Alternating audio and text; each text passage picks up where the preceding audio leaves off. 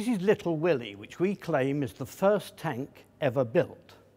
As you see it here, it's in the state it appeared in 1916 rather than 1915, as it says on the side. What had happened was this. In the spring of 1915, the Admiralty Landships Committee under Winston Churchill had ordered certain components from an American company in Chicago. They were farm tractor tracks, and the wheels and rollers went with them. The idea was to fit these tracks onto a metal hull, which was then being constructed in the city of Lincoln by William Foster and Company, and then to treat this as the prototype of all tanks. Of course, when the tracks arrived, turned out they didn't work very well. They kept coming off. The vehicle was too heavy for them, and every time they went over a trench, they would sag away underneath the vehicle and then peel away from the rollers they were supposed to be running in. As a result, two engineers, one was William Tritton, the managing director of this company in Lincoln, the other was a chap called Walter Wilson, a Royal Naval Reserve officer who'd been sent to Lincoln to keep an eye on Tritton, really. But the two men got on very well together. They were both very clever engineers, although Tritton probably had the edge commercially. And between them, they designed a completely new type of track, much heavier, much tougher than the tracks that had come over from the USA. Now, this is an example of the kind of track that Tritton and Wilson developed, and we've put it here on purpose to show how it worked. What it amounts to is a flat steel plate with a lip in it, and that's pressed steel. That's all made in a big pressing machine. Riveted to it are these two things, and they serve two purposes. In one, they are the links which join the two track plates together. That's what these holes are here for. But also, they have these flanges on them. Now, these things, they don't look really exciting. They're just a bit of bent metal.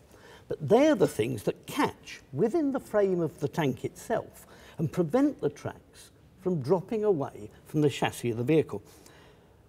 The trick, of course, is that once you've developed your own tracks, once you're not having to rely on any particular imported system, you can do precisely as you like.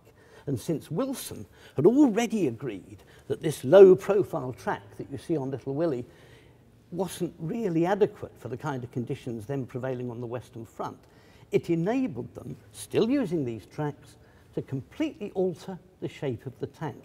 And if we just wander over here, you can see on this Mark II exactly the same type of track, although of course now we're looking at it from the outside, but it's now running all the way around the vehicle. Now, it doesn't sound very exciting, it's just a piece of metal, but this track is the real success story as far as the British tank is concerned. So although Little Willie appeared briefly late in 1915 with these new tracks on, it was really just the predecessor of what was to come. The vehicle itself was named, rather humorously, after the German Crown Prince, although he was actually known as Little Willie, even in Germany. It's only an unarmoured metal box of riveted construction. It's very simple, because really it was the tracks and the running gear that they were testing out. And there is on top still the remains of the circular area where the turret was going to go. It was going to be a turreted vehicle in its original form. Inside, it would have a Daimler 105 horsepower six-cylinder engine, a gearbox, and a huge differential system for steering. But it was still hard work. It meant that the people in the tank, the driver and his mate, had enormous levers to pull on just to try and get the thing to go around corners. Unfortunately, most of those parts are missing now. In this second form, as you see it here, the other interesting thing is the tank has no springs at all. These tracks run around the frames on rollers, but there's absolutely no springing. So whatever kind of ground you go over is going to be rough and bumpy, and you will feel it right through the vehicle. Now, if we just walk a bit further forward here, down here, there would be a plate under normal circumstances, and this plate was called a switch plate. What it did was to cover a part of the frame of the tank that the tracks slotted into. So as they're going along the bottom here, when it's going over a trench, for instance, the tracks are held in place. They can't drop down as they did with the earlier set of tracks. So for that reason, the vehicle could now sensibly cross a reasonably wide trench. Access to the vehicle is through a door in the back, and you'll notice that Foster's have put their name very prominently on the nose of the tank. Lincoln still claims to be the city in which the first British tank was designed, and they went into production, building Mark I and later Mark IV, and then Whippet tanks, although the majority were in fact built by a chain of companies in the Birmingham area. So the fact that during the war we built huge quantities of tanks is more due perhaps to what was going on in Birmingham than in Lincoln.